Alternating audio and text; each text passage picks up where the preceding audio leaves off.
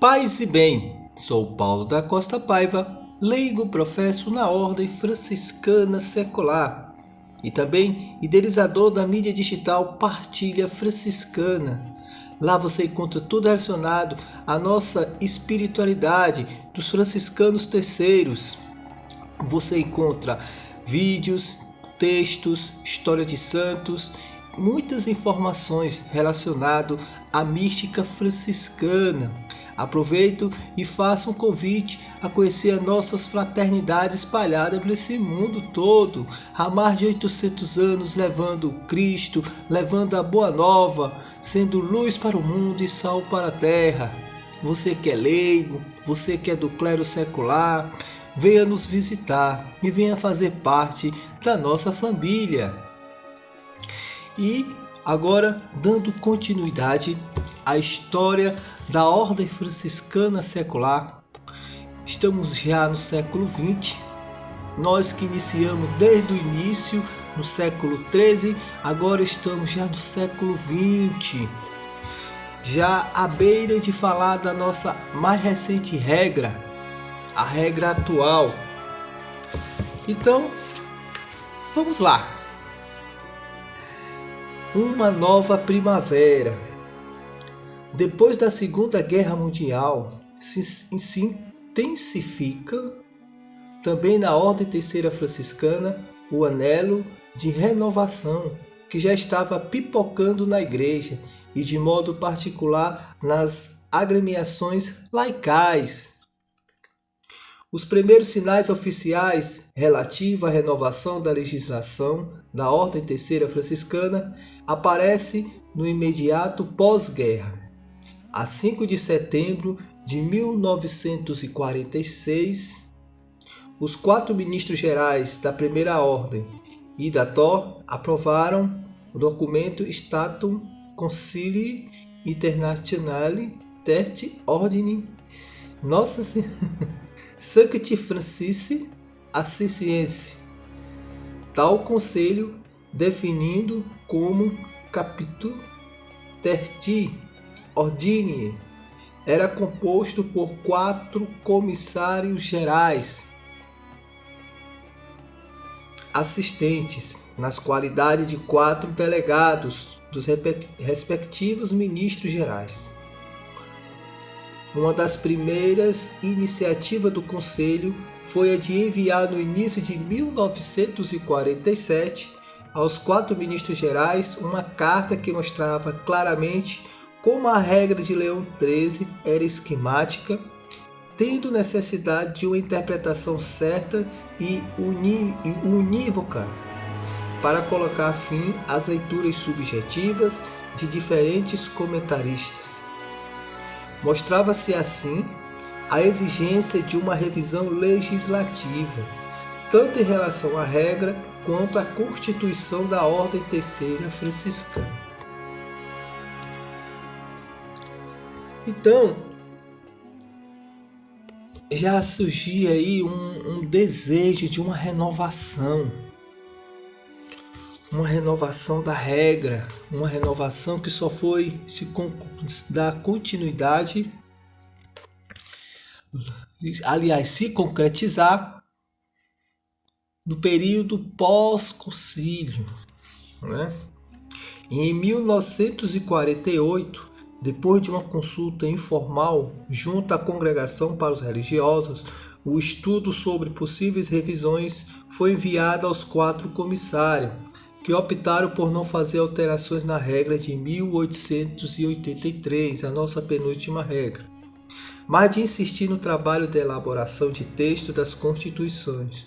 Tal trabalho deveria se fazer de modo particular no plano jurídico, necessidade de harmonizar a legislação da Ordem Terceira Franciscana com o Código do Direito Canônico de 1917. Pronto. Então, o que acontecia? Durante esse período, para evitar uma mudança na regra, para não criar uma nova regra, eles elaboravam textos, documentos e tentavam se adaptar ao contexto da época, que iam se atualizando como foi o caso do Código do Direito Canônico de 1917. Então eles tinham que se adequar.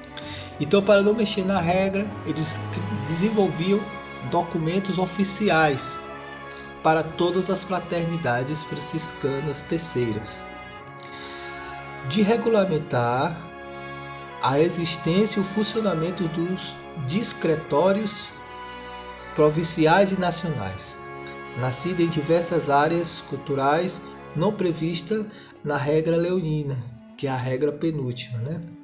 Se nesta primeira fase os responsáveis seculares da Ordem Terceira Franciscana permaneceram excluídos do trabalho empreendido, logo os acontecimentos levaram para uma outra direção. Aqui fica bem claro. Os membros da Ordem Terceira, eles eram muito passivos diante das modificações, das atualizações da regra da Constituição. Não cabia diretamente a eles.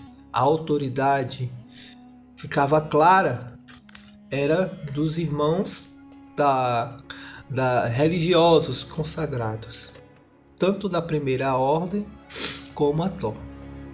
Na verdade, no final do ano santo de 1950, realizou-se em Roma o Congresso Internacional de Dirigentes da Ordem Terceira Franciscana, que já na sua fase preparatória contou com grande envolvimento de leigos. Estiveram presentes ao Congresso em torno de 1.500 pessoas, entre as quais muitos religiosos, pessoas que pertenciam a 15 nações e a 7 áreas linguísticas, e pela primeira vez foi realizado de forma interobediencial. O tema escolhido foi o do apostolado, tido como o mais oportuno, levando em conta as necessidades do tempo. No decorrer do congresso se refletiu na linha de se ter uma visão completa do ser e do agir da fraternidade secular nos novos tempos. Refletiu-se a respeito de como, sem desnaturar a instituição, poderia ser encontrada maneiras atualizadas de se viver, como seculares, o carisma franciscano, entreter relacionamentos com outras associações leigas, coordenar as forças e as obras da Ordem Terceira Franciscana na busca das orientações que pudessem caracterizar a vida da Ordem na segunda metade do século XX. Então aqui a gente vê toda uma movimentação, a iniciativa do leigo, a busca de se impor na sociedade, na história e dentro da igreja. O leigo buscando novamente seu espaço, ser aquele fermento, ser aquele sujeito na história. Entre as conclusões do Congresso, destaca-se o que solicitava que, além dos conselhos locais, fosse constituído o quanto antes conselhos distritais, provinciais, nacionais e internacionais. O interessante foi também uma solicitação surgida das respostas aos questionários preparatórios do Congresso, de que se fossem elaboradas constituições como comentários e explicações da regra de Leão XIII. Por detrás dessa solicitação havia muitos motivos. A brevidade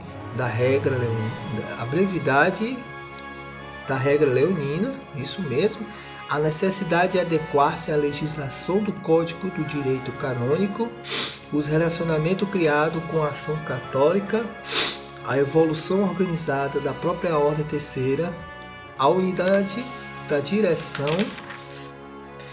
de todas as ordens, de toda a Ordem Primeira Franciscana com a Primeira Ordem Terceira. Então aqui a gente vai trabalhar certos questionamentos. Então vamos lá. O primeiro ponto foi a brevidade da regra leonina. Então aqui a gente já vê que a regra, para as épocas atuais, já estava ficando engessada, obsoleta. Então, o que é que acontece? Eles tinham a necessidade de sempre estar desenvolvendo textos, documentos, para acompanhar o ritmo da sociedade da época, né? Precisavam sempre estar se atualizando. Outro ponto é que os relacionamentos criados com a ação católica, né?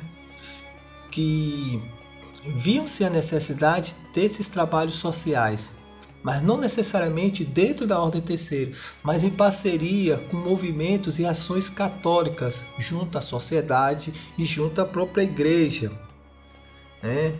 A evolução organizativa da própria Ordem Terceira, a forma como a gente vê hoje, toda aquela organização da Ordem Terceira não funcionava assim naquela época, né? Hoje a gente tem os conselhos locais, tem os conselhos regionais, tem os conselhos nacionais, conselhos internacionais, né? E tem a sua própria autonomia, tendo a ordem primeira, os religiosos, um trabalho de acompanhamento, mais precisamente o acompanhamento espiritual. Hoje nós somos uma ordem autônoma, que está em unidade com a grande família franciscana, né? E aqui fala da unidade da direção de toda a ordem primeira franciscana com respeito à ordem terceira. Foi o que eu falei, né? Existe a unidade, existe o laço com toda a família franciscana, onde cada um tem sua autonomia, mas ao mesmo tempo somos todos juntos como uma grande família franciscana, né? Sempre existem encontros, eventos, capítulos que você vê a participação dos irmãos da primeira, da segunda e da terceira ordem, né? Existem eventos oficiais dentro da ordem terceira que necessita da presença de um irmão da primeira ordem, né? Isso faz parte da nossa Constituição. Então, a família franciscana, ela permanece junta, permanece unida, de mãos dadas, como uma grande família. E aqui está mostrando a forma, a iniciativa que o leigo está buscando, de buscar a própria autonomia, de se assumir diante da sociedade, diante dos seus desafios, levando Cristo, levando o Evangelho, levando a Boa Nova. E isso vai se desenrolar com o tempo. E já está batendo a porta com o Vaticano II, o surgimento da nova regra, que é a nossa regra atual. Mas isso é cenas para os próximos capítulos. Amém? Paz e bem.